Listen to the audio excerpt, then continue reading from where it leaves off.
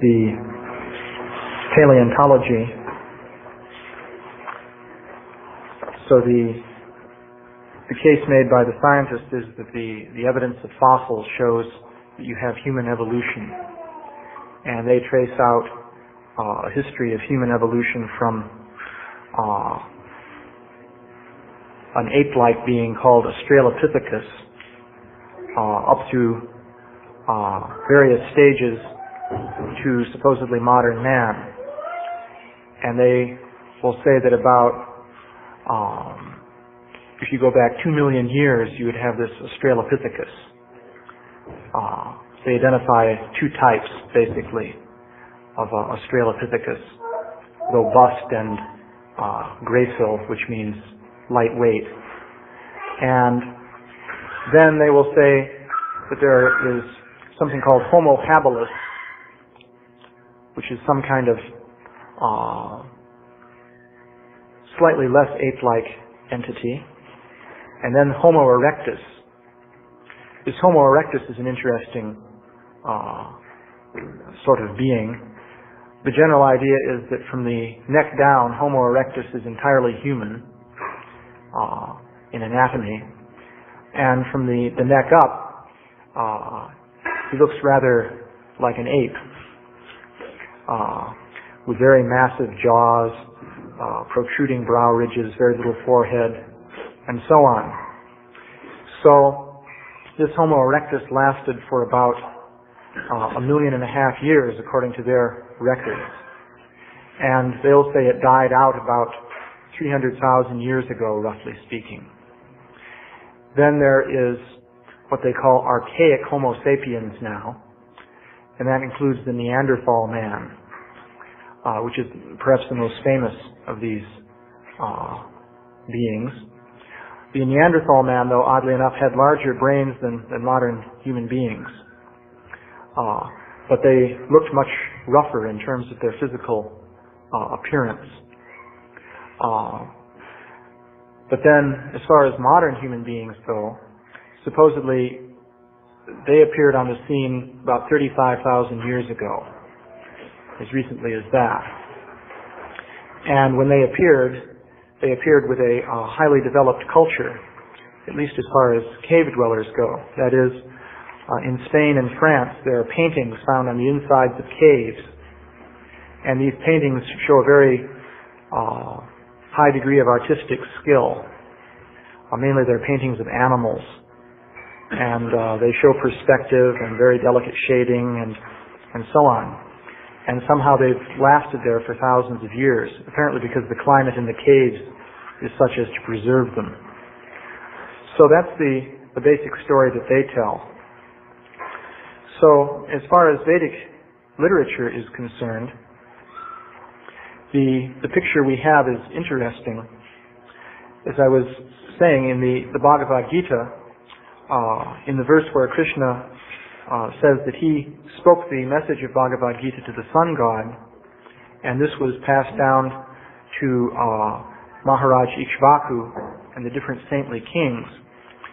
In the purport to that verse, Srila Prabhupada points out that the events of Lord Krishna speaking the message of Bhagavad Gita to the sun god, which took place, of course, on the sun planet, occurred about 120 million years ago, at least. And Vaivasvata Manu has in fact been Manu for about that time. So Vaivasvata Manu, that Vaivasvata simply means the son of Vivasvan, and his actual name is Shraddha Deva, if I'm not mistaken.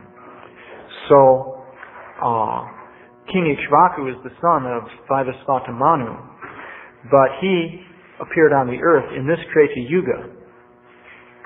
Srila Prabhupada points that out in the purport. So that takes you back about a couple million years, because you can calculate it. The length of a Kali Yuga is 432,000 years. So the length of a Dwapara Yuga is 864,000. So you go back 5,000 and 864,000, and then the Treta Yuga lasts well, 3 times the Kali Yuga. So what's that? 1,296,000 years is the span of the Treti Yuga. So at the beginning of that period, this Maharaj Ikshvaku was reigning on the earth. And not much is said about the history that occurred before then. Although various things presumably were going on.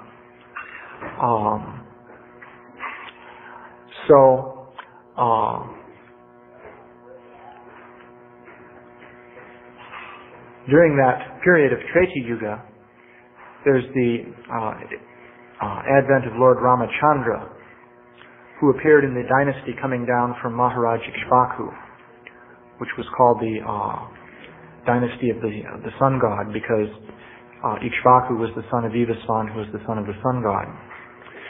So the Ramayana gives quite a bit of detail concerning all these events. And interestingly enough, it describes a situation on the earth in which there was very elaborately developed civilization, but at the same time there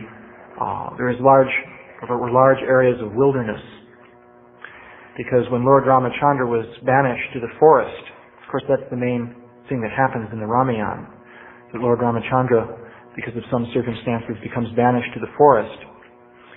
So he went over a very large territory in this forest region, all the way to the southern tip of India,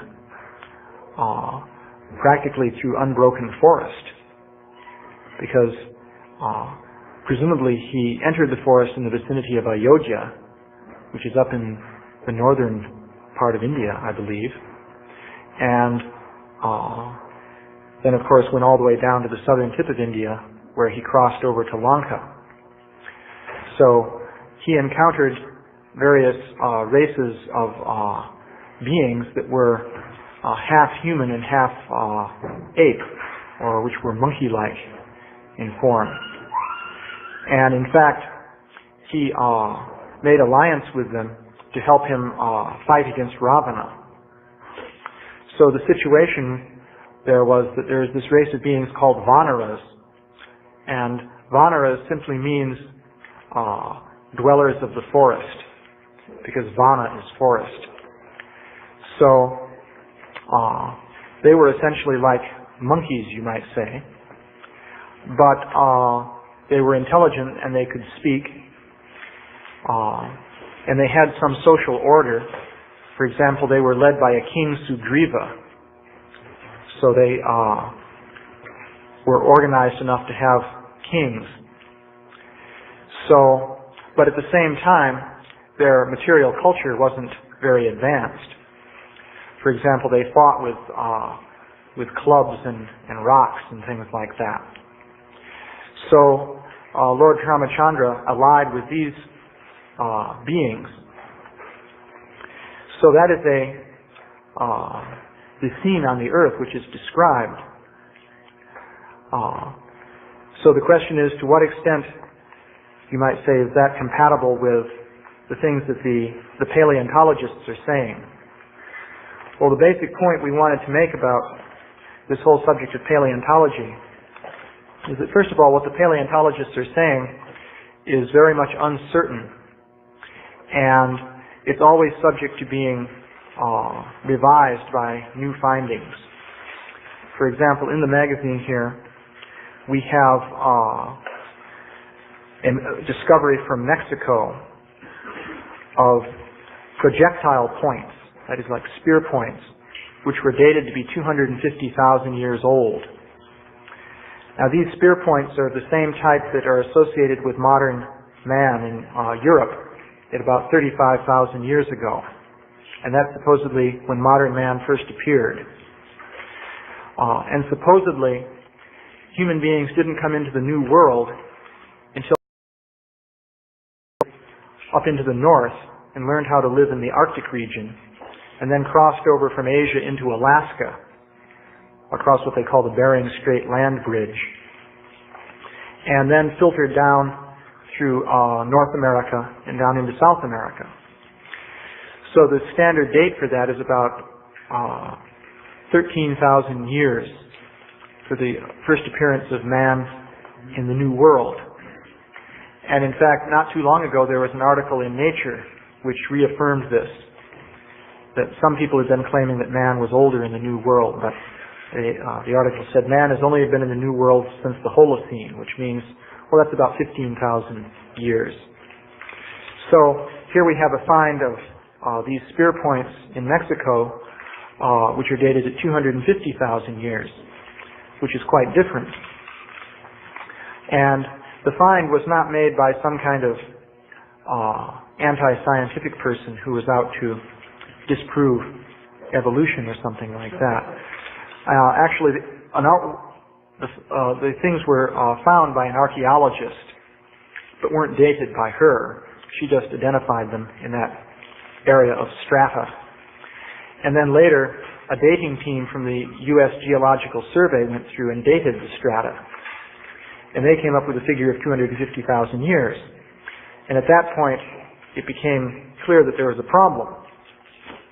Actually, I don't know if they even knew that the artifacts had been found there when they did the dating. Maybe they did. Yes. They knew? Yes. So, in any case, the establishment rejected those finds, because a find like that would require quite a revision of the whole idea of evolution. To have modern man in America 250,000 years, when in the old world he wasn't there supposedly before 35,000 years. So that would be a big upset. So upsets like this are generally discouraged. And in fact, we actually called the lady who did the original investigation of these spear points, because we wanted to use a photograph in this magazine. You notice we didn't use a photograph. We used a drawing.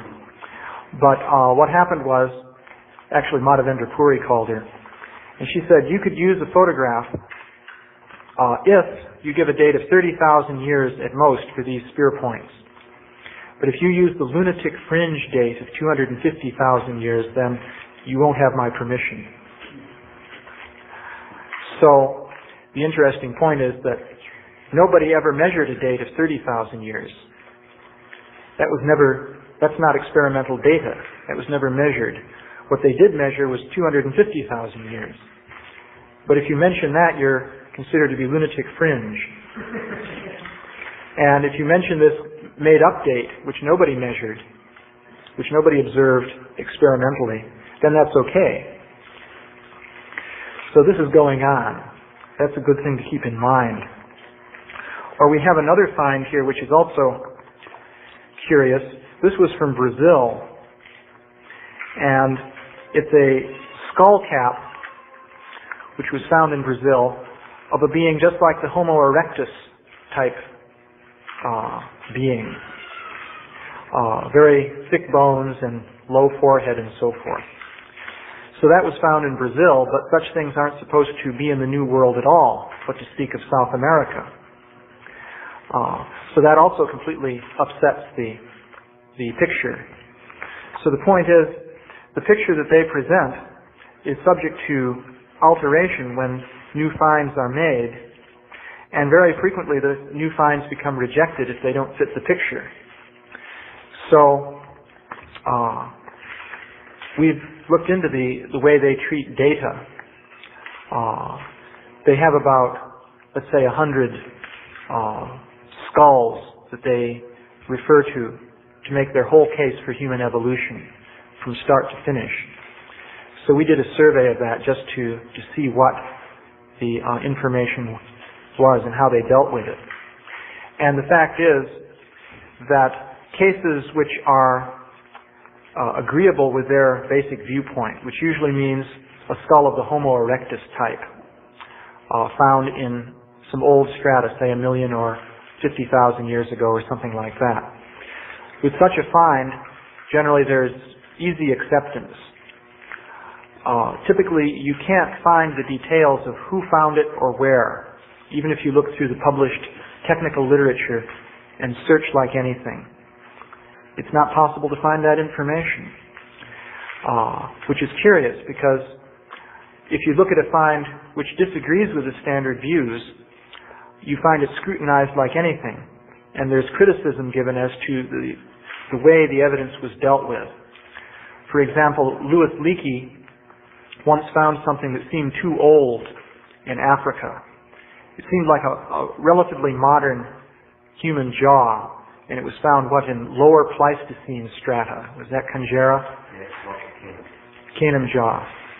And so this was too old by far for a modern human jaw.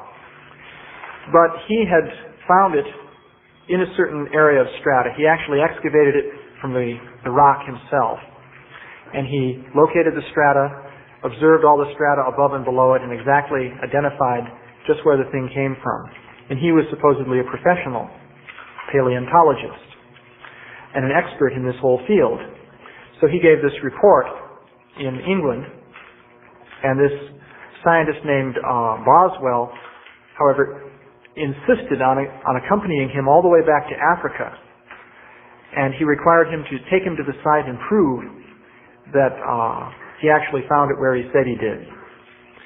But then there was a series of mishaps, and he wasn't able to identify the site because it seemed that the camera with which he took pictures of the site had a light leak, so his photographs didn't come out.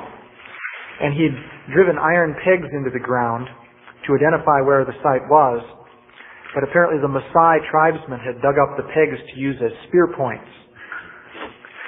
So he couldn't find the site. So therefore he was absolutely blasted in the pages of Nature magazine. And his whole find was rejected. So, on the other hand, there is case after case of these Homo erectus type skulls, which are either found in circumstances which you can't find out about now. No matter how much you look, you can't find how they were found, or where, or by whom. Or else you find that they were found by a native fossil collector who brought them into a scientist and said, well, I found it over in such and such a place. Or in one case, they were found by somebody who was digging for, I think, bat manure in a cave. And he found it and brought it into some scientists. Or in another case, it was found by Greek villagers in a cave, but nobody can say just where the cave was. They're not sure what cave it was, actually. But these are accepted. So a basic point is that the whole treatment of evidence is unreliable. So there are other cases which do exist in which there was all kinds of testimonial evidence concerning the exact situation of the find, but then the finds are rejected. So the situation is quite problematic. However, it's also true that in the Vedic literature there's description of a situation in which there were intelligent ape-like beings living. So, of course, one cannot say that the things they're finding correspond to those beings. That would be completely speculative. But there's certainly room for other ways of looking at the past than the current scientific picture. And in this magazine we brought up another curious point here, namely that there are even reports of sort of half ape, half human beings living today in the area of Central Asia, from Mongolia to the Pamir Mountains in that area, which is pretty far from civilization. There are reports like that, and in fact we have a book on the subject written by an anthropologist from England, which gives all kinds of evidence in the form of all sorts of different sightings. including sightings by Russian army officers and so on and so forth. And plus there's a local tradition concerning these beings that goes back since time immemorial. So one can consider a picture in which various kinds of beings, including uncivilized species of human beings, have been existing in the world for a very long time. And those are also created species which have a particular karmic situation. And they can even still be existing today. That's definitely a possibility. So that's the basic point we're making here. Are there any questions or comments? Yeah? Is Srila Bhagavatam states that man originated in India? Well, not that man originated in India. The main civilization was always centered in India and radiated out from there. How does man, if they didn't go across the Bering Strait and they were already originated in the New World and in the Americas, how did he do that? When the world was created, it was just like animals and man just sort of put everywhere? Well, you see, human beings came to the earth from higher planets. Says that is the viewpoint in the Vedic literature. King Ikshvaku is an example. He's the son of Manu. It's not clear perhaps exactly where Manu is living, but he's the son of the sun god who lives in the sun. So the grandfather lives in the sun and the grandson lives on the earth. So if a being is going to come down to the earth from the sun, then certainly such beings could easily travel all over the earth. That is, the first human beings who came down were more like demigods than human beings. For them to travel anywhere on the earth would be no problem. They wouldn't need ships, they wouldn't have to walk on the land. Probably they had sufficient mystic powers to just fly through the sky in the demigod fashion. So it's the idea is that lower types of human beings were descended from the higher types through a process of degradation. It's exactly the opposite of the evolutionary idea. So now there are various descriptions in the Bhagavatam. The thing is, the Bhagavatam does not give very much chronology. That's been pointed out. The purpose of the Bhagavatam wasn't to give a chronological record anyway. So the main purpose of the Bhagavatam was to take out sections from ancient histories which had a significance with relation to Krishna's appearance on the earth, or which dealt with the pastimes of some particular great devotee. So there was no attempt really to give a detailed history going step by step, except in the 9th canto, which describes the dynasties leading right up to Krishna, since of course that's in relation with Krishna. But there are occasional mentions that are kind of suggestive. For example, it's mentioned that when Prithu Maharaj became the king on the earth, that was the beginning of organized towns and cities and organized agriculture and trade. That's actually mentioned in the Bhagavatam. And it's mentioned in some other Puranas. I've seen other references to it. So it doesn't say exactly how people were living before then. But so at a certain point, though, cities became organized. That doesn't mean that the people were barbaric before then.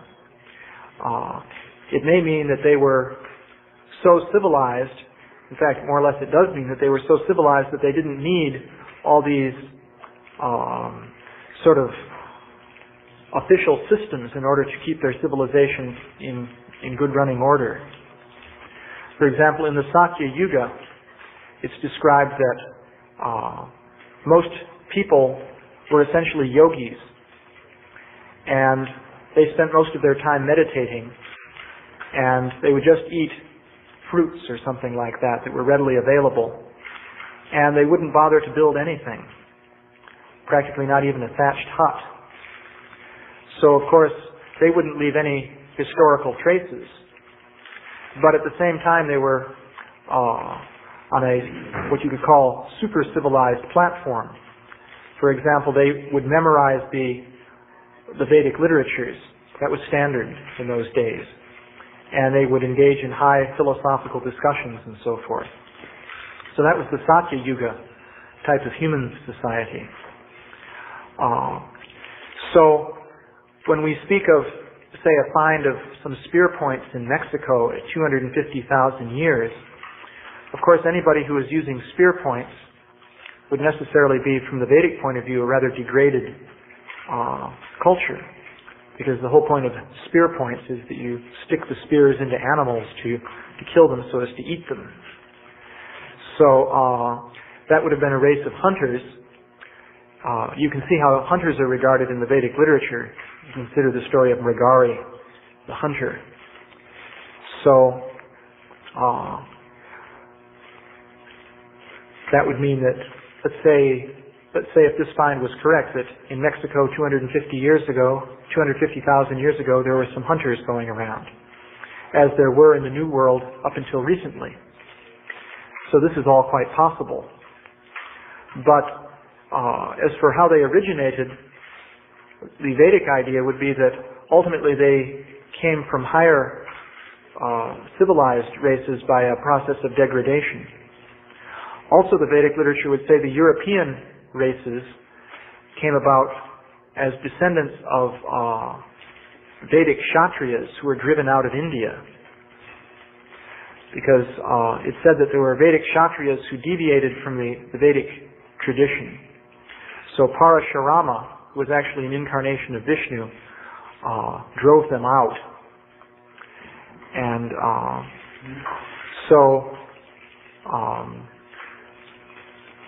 that's the explanation as to how Indo-European languages are spoken in Europe. So they arrived somehow ultimately in Europe, and in due course of time they appeared as Greeks and Romans and Goths and Vikings and so forth. So that's the basic thing. Yeah? I was, because I was curious as to how all these different finds are dealt with. I was asked about it before you about who's determining all of these different things. You're saying that there's some sort of a self-appointed board of judges. Yeah. And I found that interesting because you could relate that to the Well, there's an establishment, and it's grown up, and the people in that establishment are the people who decide what is accepted concerning the origin of man. They all have positions in universities, mostly. Richard Leakey is an exception. His claim to fame is that he's the son of Louis Leakey. So, plus he made some great discoveries. So he doesn't have a university position, but mostly they're university professors. And they're an established club. They all know each other, and they decide what's what. That's generally the system in science. Any field of science is dominated by a small group of people. It could be as small as 10 people who control everything. And the way they control things is by controlling publication. That is, they get to decide who can express himself. Because in science, if you just talk somewhere, like in this class, it doesn't count for anything. If you even go to a university and arrange to give a lecture, that doesn't count for anything either. What you say counts only if you publish it in official journals and textbooks. But to do that, you have to get past the review boards of the journals. And the official publishers have to agree to publish your textbook. For example, if you decide to write your own textbook and you publish it yourself, which you can do if you have enough money, or you just go to,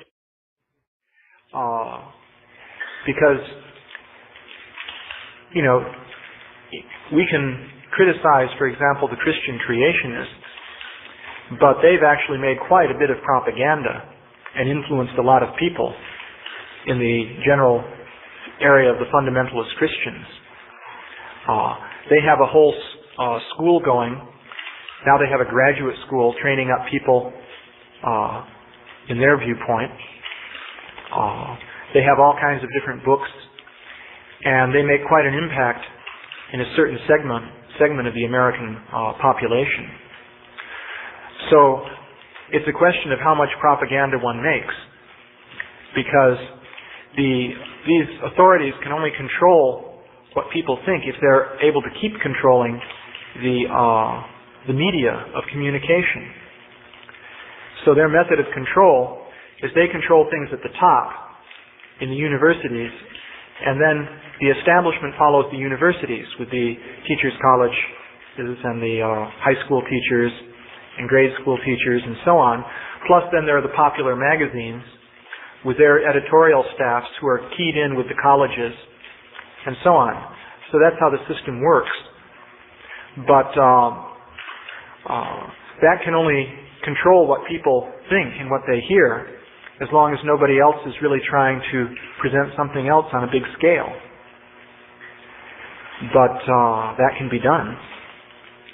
So it's only, if we can't manage to present alternative ideas on a big scale, then they'll never have much of any impact. So in that case, one needn't bother really, as a matter of fact, because what's the use of, presenting an alternative idea if nobody ever really hears about it? But if one makes a lot of propaganda, then it can have a big impact.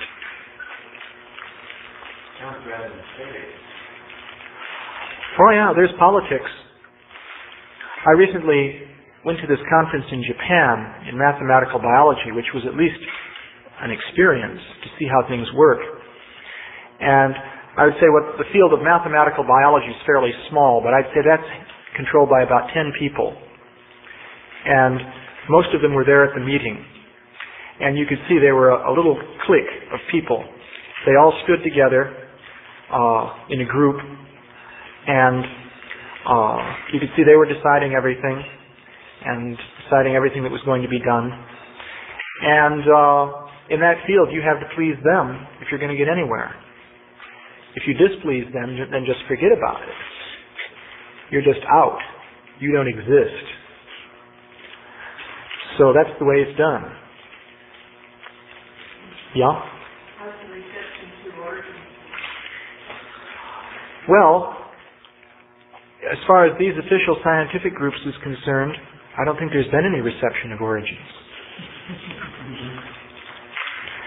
You see, their policy is that if something is small and it doesn't pose much of an obvious threat, then the best strategy is to ignore it. Because the idea is you give credit to something if you respond to it. And so they'll say, well, we're the establishment, so if we respond to something, then that's a message to the people in general that that's something significant and worth responding to. So therefore, their policy is, as long as possible, don't respond to it. So they did this with the Christian creationists up to the point when the creationists started passing legislature in the U.S. Congress. Not the U.S. Congress, state legislatures, such as Arkansas and Louisiana. They passed bills restricting the teaching of evolution in schools, both in Arkansas and Louisiana. And they could do this because in those states there's a big fundamentalist constituency. So at that point, the scientific establishment changed its policy on the creationists, because up to then they'd been acting as though they didn't exist. And at that point, they started producing massive propaganda against them. But as far as origins is concerned, that doesn't exist. That's the situation, yeah. how much government intervention is involved in these groups of scientists who are deciding? Is there any like an independent thing? Like you have these cliques of scientists. Well, it's tied in with the government nowadays. Since World War II, science has been tied in with the government in a very big way. But that mainly deals with physical science. Because when it comes down to it, the government is more interested in bombs than anything else. Evolution is significant, but bombs are what they're really concerned about. But so in the area of physical science, there's big money, hundreds of millions of dollars. They build particle accelerators, as big as counties these days. They keep building them bigger and bigger, and you wonder what the limit's going to be. Pretty soon they're going to build a particle accelerator tube that goes around the equator or something. And so there they have hundreds of millions of dollars, even billions. But in other fields, there's an establishment which is well represented on government levels. There's the AAAS, which is the American Association for the Advancement of Science. And they essentially govern science in America. And they're tied in with the government quite closely. They have their offices in Washington. And essentially, it's in a...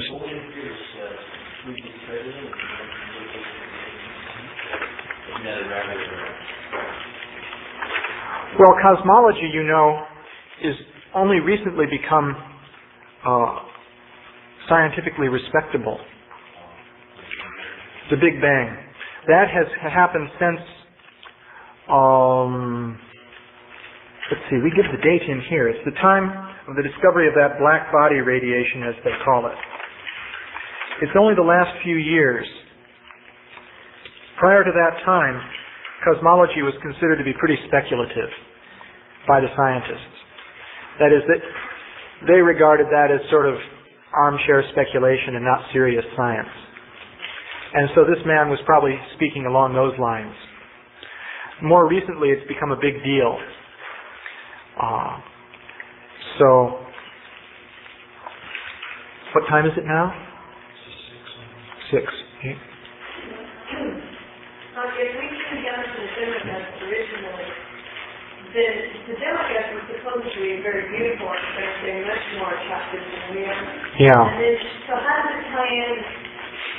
Do they look, they have similar types of bodies that we do, don't they? Yeah.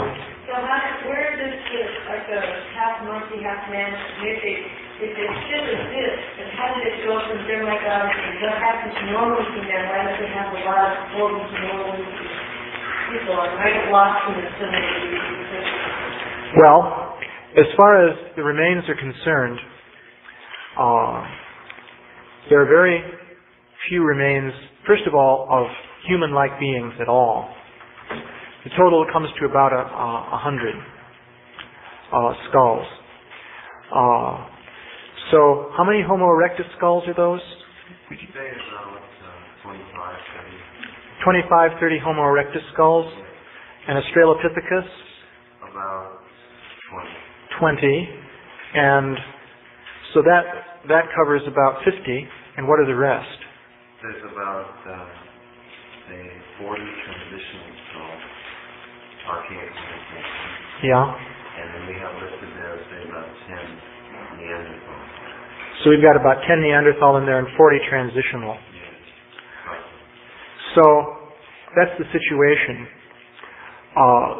There are a couple of finds of skulls which are fully modern but unacceptably old. But there's not very much like that. There are finds of artifacts that are way too old. And some of these, as I was saying the other day, are found in circumstances that seem completely inexplicable. That is, artifacts found at times when supposedly mammals weren't even existing. As I was saying, the scientists, of course, totally reject this kind of find. But they even reject finds like this Castanedolo skull. This Castanedolo skull, I'll just describe that briefly. It's found in Pliocene deposits in Italy. So Pliocene came before the Pleistocene, so that means more than 2 million years ago. So that means older than most of the Australopithecus beings, which were like apes, basically. So now the scientists will say that the reason they don't argue that the bones were found at the level of Pliocene strata. They agree that that's no doubt true. But they will say that the way they got there was that it was a grave, and people dug down and put the body at that level and filled up the hole. It's what they call an intrusive burial. So that's their argument. However, the original discoverers say that they saw the strata above the skeleton, and the strata weren't disturbed, because if you're going to dig a hole, you have to dig all the way down through. So all the strata should be disturbed above the body. But still someone could argue, well, maybe they didn't look closely enough. Maybe they really were disturbed. But then another point was the bones were broken and scattered along that horizontal level. That is, at a certain level marked Pliocene. The bones were scattered over 30 feet or something? Was it? Well, there are different finds. One was about 60 feet from another. But among the findings there, the child and the man's skull, they were scattered over some small area they didn't specify. But they were scattered. Yeah. They weren't all together in a piece. No, they're scattered. And the skull was broken of the lady? Yes. Yeah. So one can ask, if it was a burial, how did the body get like that? Because normally you wouldn't dig a really wide hole and then cut up the body into hunks and scatter it and then fill all that in. Normally one wouldn't do that. And the skull was, that we have a picture of here. You know, part of it is missing. That's this picture. The facial part is missing, apparently. So, why is that? If it was a burial. So, this is an example. But there are very few examples like that. So, that's the kind of evidence that exists. And there are, as I say, artifacts that are unusual, but there are very few of those also. That's the situation. Well, one more, and we better stop. I'm just curious.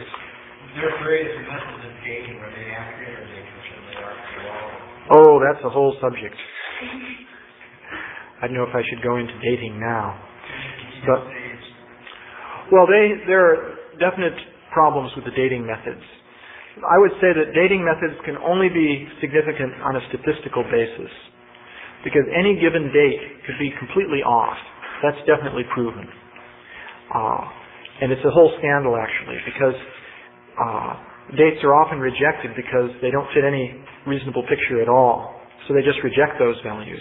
And if dates do fit a reasonable picture, they accept them. But that's not the way you're supposed to treat evidence. Just like if you do a college physics lab, and you're supposed to measure a certain value, and in the books it comes out to a certain number.